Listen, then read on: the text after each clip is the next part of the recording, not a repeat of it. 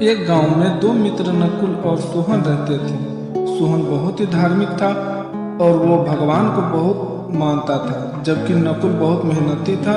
एक बार दोनों ने मिलकर 1 बीघा जमीन खरीदी। अब हमने जमीन खरीद ली है, इस पर खूब मेहनत कर फसल उगाकर बाजार में बेचेंगे। हाँ, और खूब पैसे कमाएंगे। हम जल्द ही अमीर बन जाएंगे।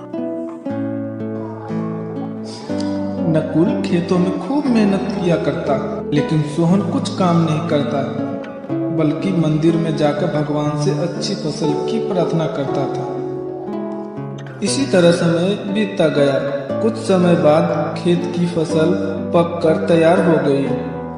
दोनों फसल देखकर खूब खुश हुआ और सोहन ने कहा, देखो कितना अच्छा फसल उगा है, ये सब मेरे प्रार्थना का फल है। फिर नकुल ने कहा, हाँ, और मेरे मेहनत का भी। और फिर चावल बांटने की बारी आई तो नकुल ने सोहन से कहा, चावल का ज्यादा हिस्सा मुझे मिलना चाहिए, क्योंकि मैंने खेतों में ज्यादा मेहनत किया। फिर सोहन ने कहा, नहीं, चावल का ज्यादा हिस्सा मुझे मिलना चाहिए, क्योंकि मैंने भगवान से प्रार्थना की, तभी तो हमको अच्छी फसल हुई। भगवान के बिना कुछ भी संभव नहीं है। नकुल ने कहा, हाँ, ये तो ठीक है, लेकिन मेहनत के बिना कुछ नहीं हो सकता। और दोनों आपस में झगड़ने लगा। रास्ते एक औरत जा रही थी। उसने दोनों झगड़ते हुए देखा और कहा, इस समस्या का हल जल्द ही निकालेंगे।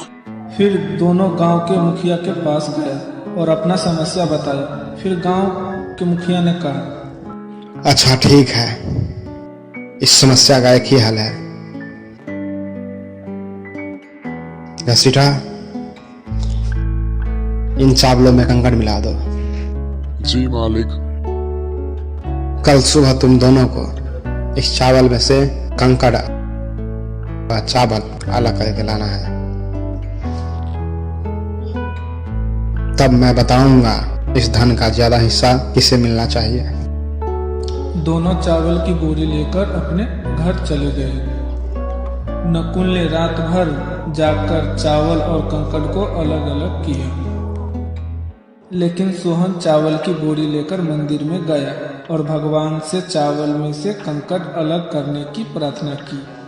अगले दिन सुबह नकुल जितने चावल और कंकड़ अलग कर सका उसे लेकर मुखिया के पास गया और मुखिया ने खुश होकर कहा, नकुल, बहुत अच्छा काम किया है तुमने। सोहन, तुम दिखाओ तुमने कितने चावल अलग किए।